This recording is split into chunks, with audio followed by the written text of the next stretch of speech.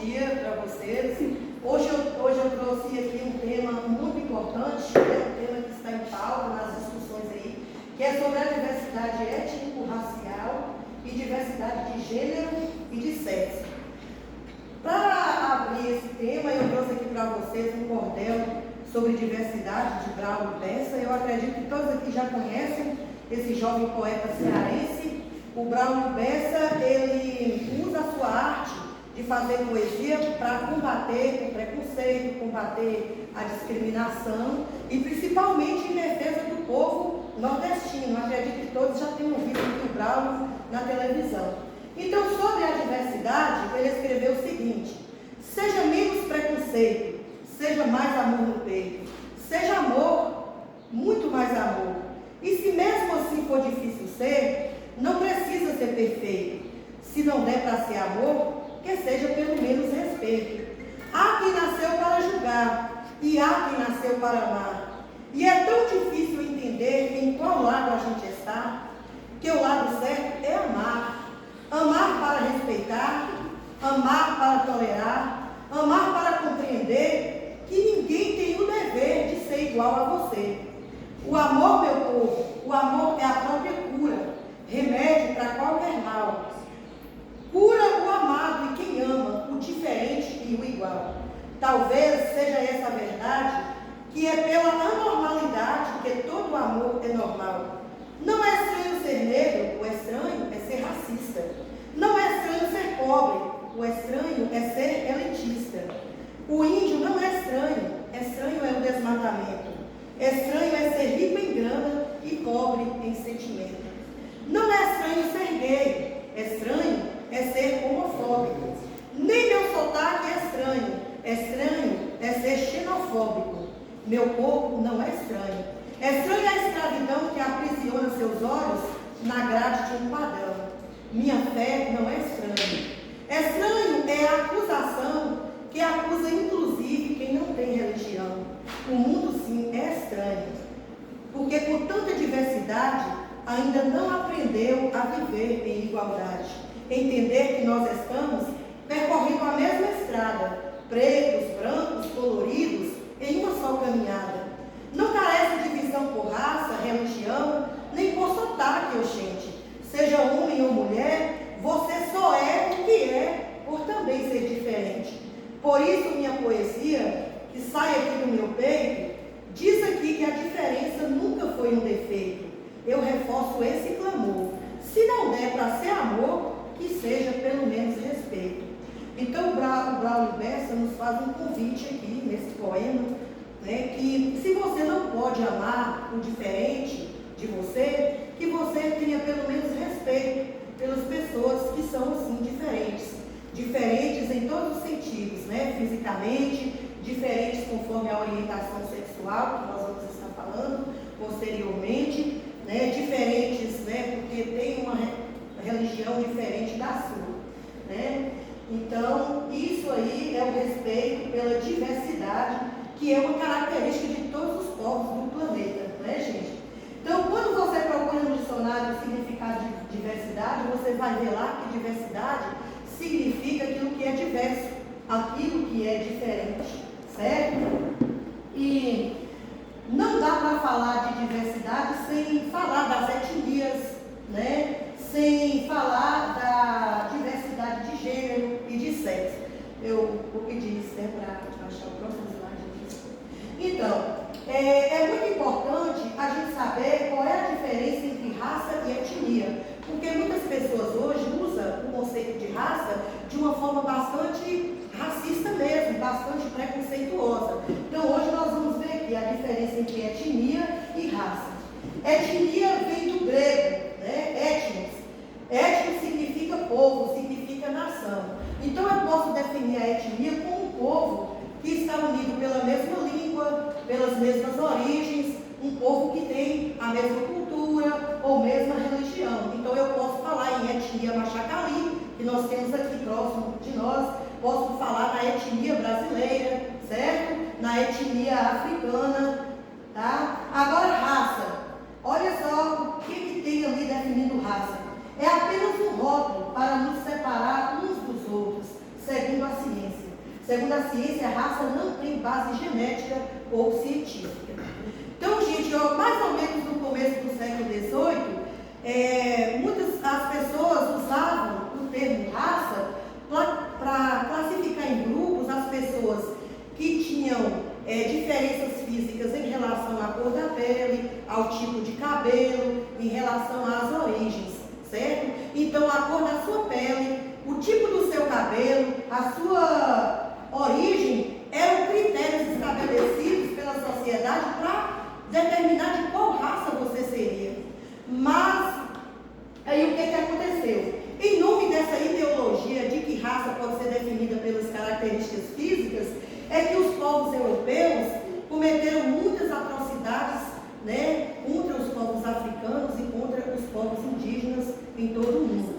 Porque os europeus se consideravam raça branca e superior. Para eles eram superiores às pessoas de cor negra e às pessoas indígenas. Mas os avanços, na área da genética vieram derrubar esse conceito aí de raça. A genética, depois de algumas pesquisas, constatou que a população humana não pode ser dividida em raça. Então, os estudos sobre a genética revelaram duas grandes verdades, viu? A primeira é a seguinte: ao estudar os genes, de vários grupos humanos, a genética descobriu que a população humana, os humanos, os seres humanos são estreitamente aparentados, certo? Essa é uma verdade.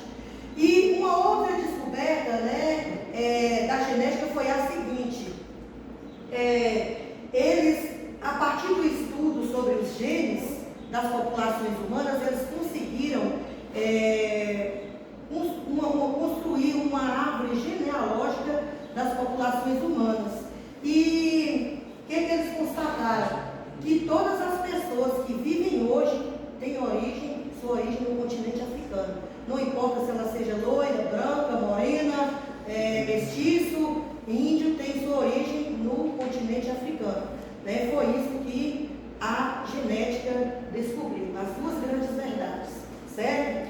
Então, mais estudos dentro da genética e dentro dessa ciência, e como essa ciência começou a estudar a diferenciação entre grupos humanos, eles descobriram o seguinte: que as diferenças genéticas que existem em grupos de pessoas que têm características físicas muito semelhantes são praticamente as mesmas diferenças genéticas que existem entre grupos de pessoas com características distintas, diferenciadas.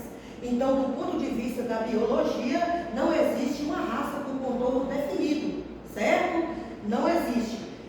Agora, as ciências sociais, eles se apropriam da palavra raça, no sentido de estudar, de dizer qual é a história de determinado povo, a ancestralidade de determinado povo, para categorizar nesse sentido. Mas raça, no sentido de característica física, isso não existe, não tem nada comprovado pela ciência. Então, hoje é mais adequado você usar o termo etnia. Qual é a sua etnia? Fulano é da etnia tal. Porque quando a gente usa etnia, você não está fazendo referência à característica física nenhuma da pessoa.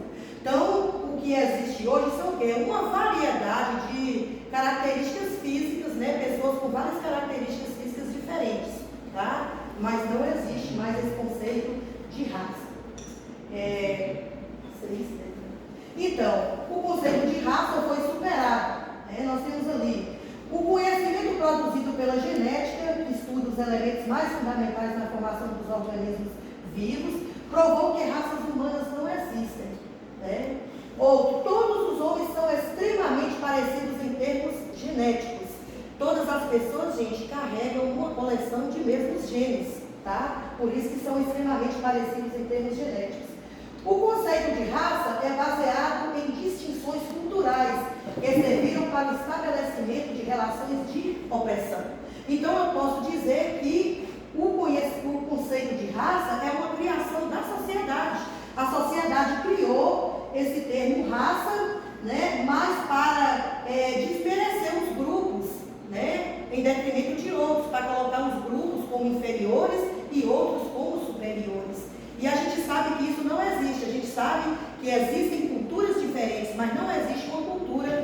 anterior à outra. Cada cultura tem seu modo de vida, tem seus costumes, suas tradições, e é essa diversidade de culturas é que faz, né, o mundo ser diferente, né? E hoje o que a gente está pretendendo aqui ao estudar a diversidade é compreender o ser humano na sua totalidade. Pode passar isso aqui. Bom, branco, negro, cafuso, índio, você sabe dizer qual é a sua cor? Sua etnia. Houve um tempo em que nós brasileiros tínhamos muita dificuldade nas pesquisas do IBGE de dizer qual era a nossa cor. Às vezes por vergonha de admitir que era afro, que era negro, ou às vezes porque realmente não sabia definir qual era a cor, certo? Mas depois de algumas políticas, né, de valorização da cultura africana, porque a gente sabe que hoje, né, nas escolas, a valorização da cultura africana está sendo bastante estudada, tem bastante evidência, né, gente? Então, depois dessas políticas de valorização, as pessoas tiveram mais segurança em admitir que era negro ou que era afro, né, descendente. Então, hoje, segundo o IBGE, 50% mais ou menos da população brasileira já admite aí nas pesquisas do censo que são afrodescendentes. Afrodescendentes é o nome dado para as pessoas que têm sua ascendência africana, certo? E como que a gente sabe que nós temos ascendência africana? É pelo tipo dos nossos cabelos, né? O meu cabelo é encaracolado, é pelo nossa cor mestiçada, misturada, né? Então, é aí que a gente sabe mais ou menos, né, definir qual é a nossa ascendência. E nós brasileiros já sabemos que nós temos, né, essa mistura aí de cores, né, gente? Cores de vários povos que a gente vai mostrar aí. E a sua etnia? Então, por conta do preconceito muito grande, gente, contra as pessoas, os povos africanos, quando chegaram aqui no Brasil,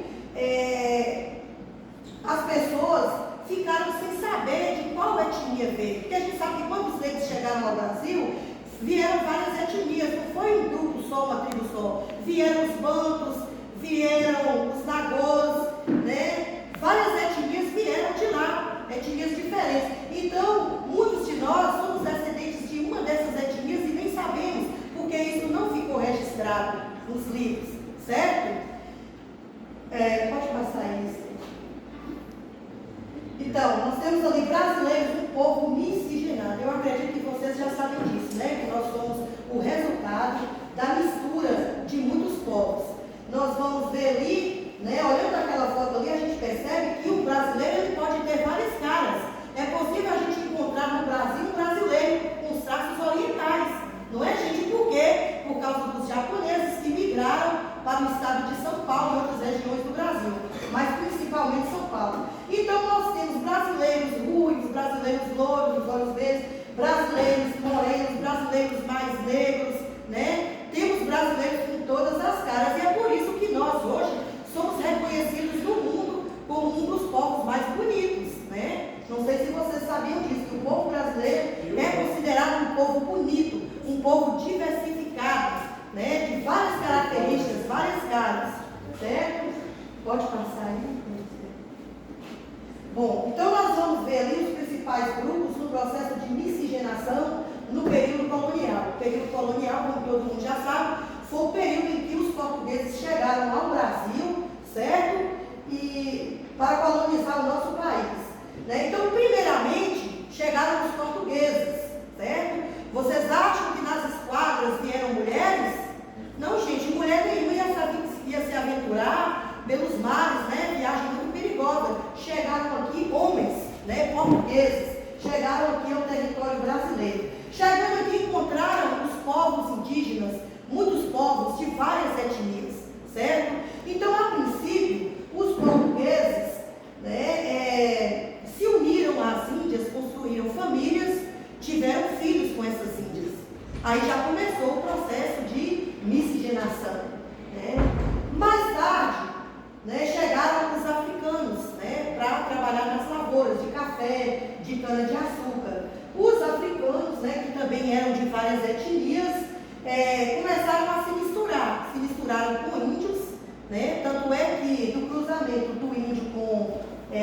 o negro resultou o cafuzo, né? Que é um tipo, né?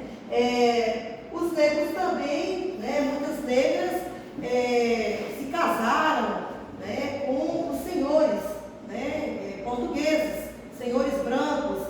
Quando não se casaram, tiveram filhos, né? Com esses portugueses.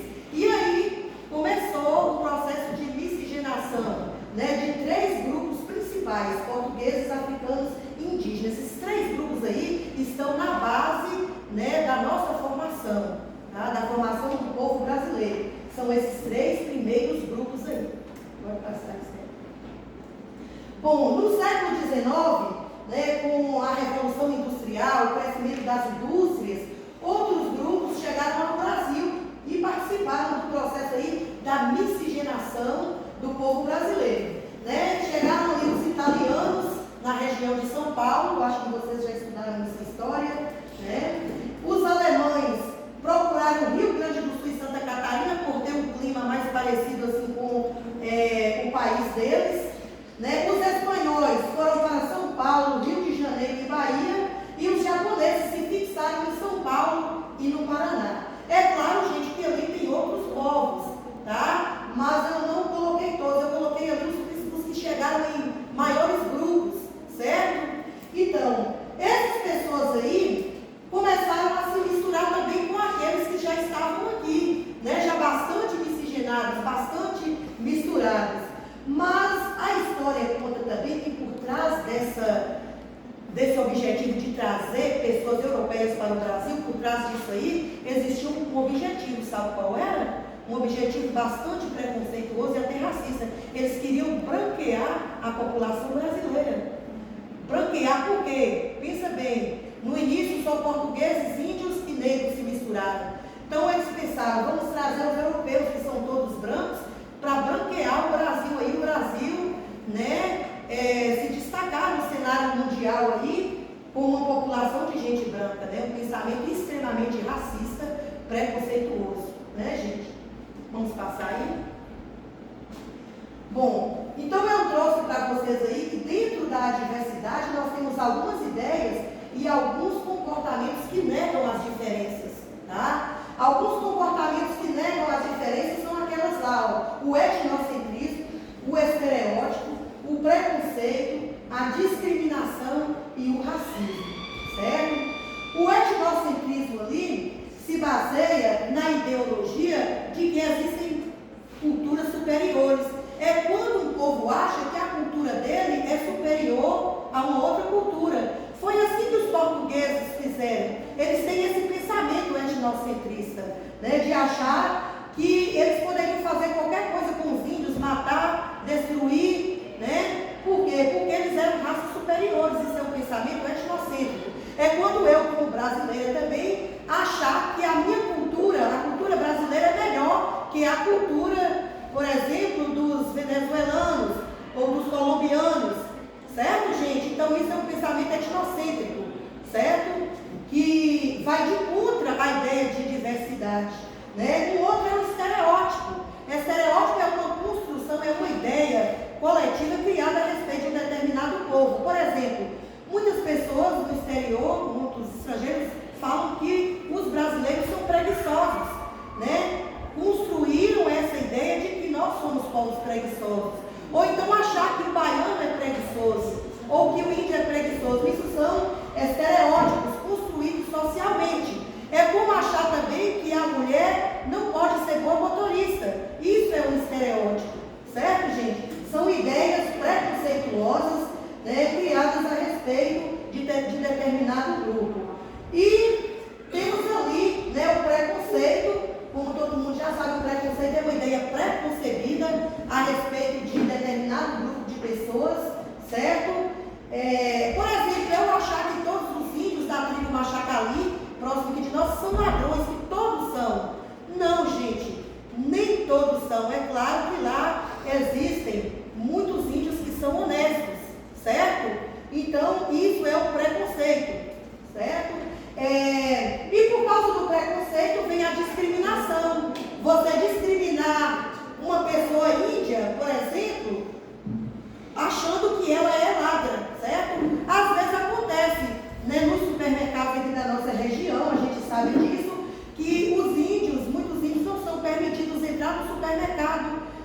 fazer a compra, porque criou-se a ideia de que todos roubam. E a gente sabe que isso não é verdade, que existem muitos índios honestos, certo?